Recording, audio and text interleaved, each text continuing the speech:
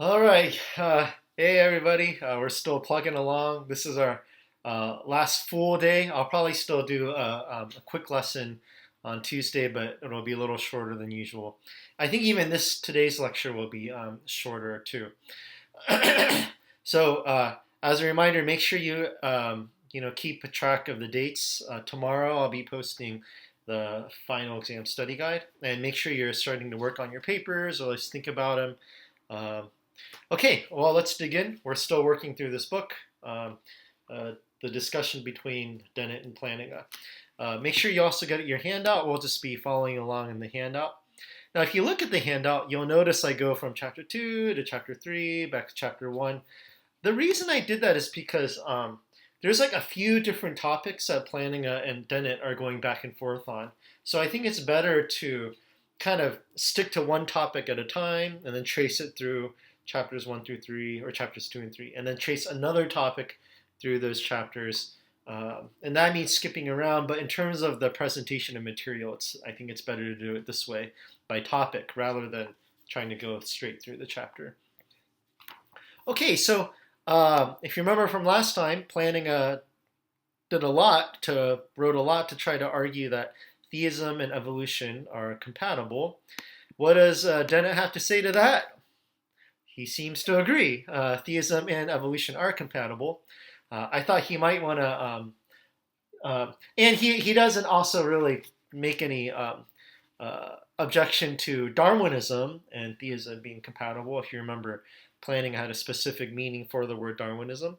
Okay, so what does Dennett do? Well, Dennett agrees that they're compatible, but compatibility doesn't get you that far because, a lot of things are compatible with evolution. For example, and he uses the example where, and this is on page 28, but Dennett notes that maybe the idea that Superman came and was the one that guided evolution by introducing mutations and so forth.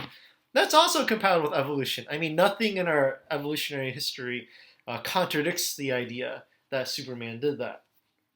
And then he goes on to say earlier, come on, this is on page 27, he calls the idea, this sort of idea, gratuitous fantasy.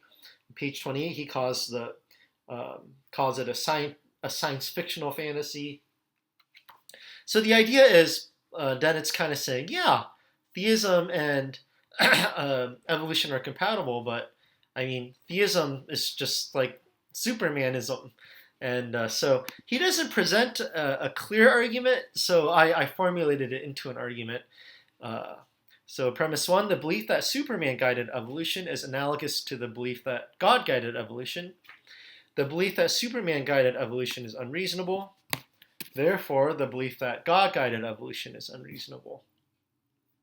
Okay, so I took that to be kind of what Dennett was pushing. He's granting Plantinga's claim that belief in God and belief in evolution are compatible, or belief in Darwinism.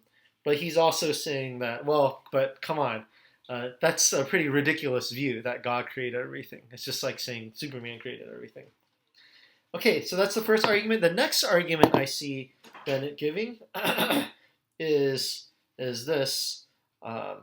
So Plantinga wants to be really clear that it's not evolution that conflicts with theism.